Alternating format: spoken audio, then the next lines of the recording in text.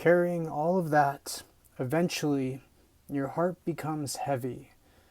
Not because God intended you to carry all of it, but because you picked up burdens that belong to Him. Peter later writes, "Cast all your anxieties on Him, because He cares for you." It's Peter 5:7. That's not just comforting, it's practical.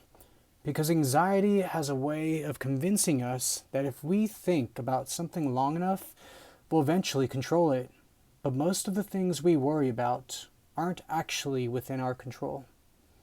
Jesus says something that almost sounds too simple. Do not worry about tomorrow. Matthew 6:34. It goes in more detail. Therefore, do not worry about tomorrow, for tomorrow will worry about itself.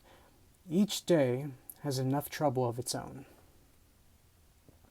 That's another way of looking at it. That isn't because tomorrow doesn't matter. It's because the Father is already there. Our minds often live in futures that haven't happened yet, or in pasts we cannot change. Prayer gently brings us back into God's presence today. I've noticed something else in the Gospels. Jesus was never hurried. Crowds demanded Him. People misunderstood Him. Religious leaders accused Him. Friends disappointed Him. Enemies plotted against Him. And yet there is this remarkable steadiness about His life. Why? Because His attention stayed fixed on the Father's will rather than everyone's expectations. And I think that's something modern people desperately need. We often feel responsible for everything. Every opinion, every outcome, every misunderstanding, every accusation, every injustice. But we're finite. God isn't.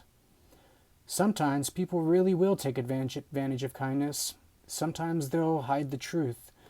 They'll manipulate situations. The Bible never pretends those things don't happen. Jesus Himself experienced betrayal from someone who shared meals with Him.